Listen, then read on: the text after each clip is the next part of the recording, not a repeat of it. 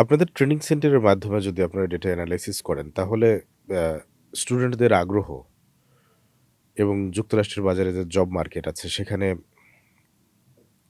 চাহিদা কোনটাতে বেশি? কোন ধরনের চাহিদা জবের চাহিদা বেশি যুক্তরাষ্ট্রে? ওয়েল যারা আপনাদের প্রতিষ্ঠানের মাধ্যমে সেখানে অ্যাড্রেস করতে পারে? আ ধরেন কম্পিউটারের তো অনেকগুলো এরিয়া আছে। তো সেখানে অ্যাডমিনিস্ট্রেশন হতে পারে, ডেটাবেজ অ্যাডমিনিস্ট্রেশন হতে পারে। আম সেখানে যেমন DevOps, AWS, Amazon web service সেগুলো হতে পারে। আ এরপরে গ্রাফিক ডিজাইন হতে পারে। এগুলোই কি আপনাদের প্রতিষ্ঠান থেকে যারা আমরা ট্রেনিং নেয়, সবগুলো আমাদের তারা প্রায় তারা এইসব সেক্টরে বেশি জি, প্রায়োরিটি পায়? এগুলো বেশি করে আরকি। ডেটা অ্যানালিটিক্স যেটা এটা হতে পারে। আম ফিনটেক, ফাইন্যান্সিয়াল টেকনোলজি যেটা এগুলো হতে পারে। বেসিক্যালি যেকোনো একটা সাবজেক্টে যদি সে ফোকাস করে তাহলে জব পাওয়া খুব সহজ। ফিনটেকে বাংলাদেশ এবং যুক্তরাষ্ট্র যদি একটু কম্প্যারিজন করতেই চাই, খুব অস্বাভাবিক হয়ে যায় আসলে। কম্পেয়ার করার মতো অবস্থানে কি আছে? যুক্তরাষ্ট্রের যে ফিনটেক, বাংলাদেশের fintech? No, well financial technology definitely আপনার এই যেকোনো টেকনোলজি আমি মনে করি যে এ কোনো দেশ যে পিছিয়ে থাকবে এরকম না। কারণ দ্য ওয়ার্ল্ড ইজ ফ্ল্যাট। আপনার সকল ইনফরমেশন এখন অ্যাভেলেবল এভরিওয়্যার, রাইট? তো যদি সেটা অ্যাভেলেবল হয় এটা আপনাকে অ্যাডপ্ট করা। মেইনলি যেটা ধরেন বিলিয়ন ডলার দিয়ে আপনি যে সলিউশনটা তৈরি করলেন আমেরিকাতে, সেটা এখানে আপনি ফ্রি পেয়ে যেতে পারেন। যদি ধরেন বাংলাদেশী কেউ যদি সেরকম টেকনোলজির সাথে রিলেটেড থাকে, সে যদি সেই নলেজটাকে ট্রান্সফার করে এবং সে যদি বাংলাদেশকে নিয়ে ভাবে, তাহলে এখানে এসে যদি শেয়ার করে, তাহলে দেখবেন যে এটা ভেরি ইজিলি আমরা যে সলিউশনটা তৈরি করেছি, আমি আম চাই যে বাংলাদেশে এটাকে শেয়ার করতে।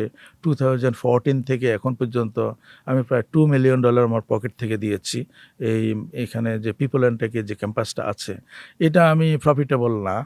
আমি নিজের পকেটের পয়সা দিয়ে খরচ করেছি। কিন্তু আমার স্যাটিসফ্যাকশন হলো এখানে প্রায় ধরেন ১০,০০০ এর উপরেই এই স্টুডেন্ট এখানে বেনিফিটেড হয়েছে। এবং আমি মনে করি যে আমার প্রায় এখান থেকে বেনিফিটেড হয়েছে মানে হয়েছে কি? মিনস এখানে বসে পৃথিবীর যেকোনো জায়গায় কাজ করছে। ফর এক্সাম্পল আমার প্রায় 200 এর উপরে এন্টারপ্রেনার তৈরি হয়েছে।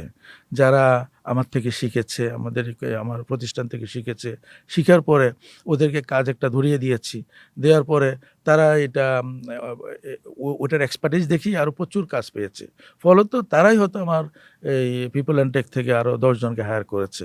করে নিজেরা কোম্পানি দিয়েছে এবং they are earning maybe per month 10 lakhs, 20 lakhs, even more. So এই যে জিনিসটা, এটা হলো হাতে কলমে শিখালেই তাইলে সেটা আপনার রেজাল্ট আপনি দেখতে পাবেন। আপনার কবে মনে হলো আসলে নিজের থেকে এসব উদ্যোগ নিতে হবে? আপনার কর্মজীবন এবং যদি শিক্ষা জীবন যদি জানতে চাই, এবং যুক্তরাষ্ট্রে গেলেন, গিয়ে ১ম এ কি করলেন এবং এখন কেন আমি সবাইকে নিয়ে আমি ভাবছেন? চুয়েটে যখন পড়াশোনা করি, আ ঠিক তখনই আল-বেরুনি নামের একটা কোচিং সেন্টার চিটাগং আমি দিয়েছিলাম। তো ওখানে আমি স্পেশালাইজড ওয়েতে পড়াতাম। যারা ধরেন ফার্স্ট ডিভিশন, স্টার, স্ট্যান্ড করতে চায়, তাদেরকে আমি একদম গ্রুম করতাম। তো সেখান থেকেই আমার এই জিনিসগুলো এসেছে। আমেরিকাতে যখন আমি গেলাম, যখন আমি কত ইলেকট্রিক্যাল সালের দিকে? ইলেকট্রনিক ইঞ্জিনিয়ারিং পাশ করে আমেরিকাতে যখন আমি গেলাম, সেটা ধরেন 1994, 95 এর দিকে অ্যাকচুয়ালি। আ সেখানে আ আমি কম্পিউটার সায়েন্সে মাস্টার্স করলাম। 4.00 জিপিএ নিয়েই পাস করলাম একটা। কিন্তু সাথে আমি জব পাই নাই। প্রায় ৫ হতে ৬ মাস আমাকে আ স্কিলড হতে হয়েছে। জাভা, জে2ই, সান সোলারিস, আ ওরাকল, ডিবিএ এসব কোর্সের উপরে আমি আম পড়তে হয়েছে এক্সট্রাভাবে। তারপরে আমি যখন আমি এন্ট্রি লেভেলের জব খুঁজতেছিলাম, সেখানে আমি একটা মিড লেভেলের জব পেয়ে গেলাম। তখনই আমি ভাবলাম যে চাকরি পাওয়াটা সহজ। কিন্তু অনেকে জানে না। যারা ব্যাচেলর করলো, মাস্টার্স করলো কিন্তু অড জব করছে, উনাদেরকে আমি অফার করলাম। তো একজন ইয়েলো ট্যাক্সি ড্রাইভার এবং উনি আম ইয়েলো ট্যাক্সির গ্যারাজ দিয়েছেন। উনাকে আমি যখন অফার করলাম, উনি আমার এটা ফলো করলেন। আমার অ্যাপার্টমেন্টে চলে আসলেন। মাত্র ৬ সপ্তাহের মধ্যে আমি উনাকে ট্রেন্ড আপ করে $100,000 এর জব দিলাম। মিনস হলো আমি তখন $75,000 এর জবে জয়েন করলাম। So which is $25,000 more than what I was making. এরপরে অন্য যাদেরকে আমি আগে অফার করলাম যে আসেন আমরা হেল্প করি। তখন উনারা আমাকে ফলো করলো। কেউ বিভিন্ন স্টেট থেকে চলে আসলো। That force me to buy house. আমার এই সেই অ্যাপার্টমেন্টে থেকে আমার এই বেসমেন্টে বাড়ির বেসমেন্টে থেকে ওরা পড়াশোনা করলো। প্রায় 300 এর উপরে বাংলাদেশী তারা। তাদেরকে পড়াশোনা করলাম ফ্রি অফ কস্ট তখন। আ দেখা গেল যে এটা বেনিফিটেড হচ্ছে।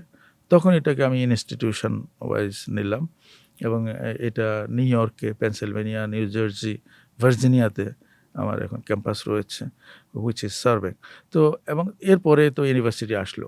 তো আসলে আমি চাই যে বাংলাদেশিরা কিভাবে আমেরিকার মেইন স্ট্রিমে আসতে পারে। আমি যখন ১ম চাকরিটা পেলাম তখন আমার মাথায় ক্লিক করলো। আমি ভাবলাম যে এদেরকে নিয়ে আসি। সেই থেকেই এটা আমার শুরু হলো আরকি।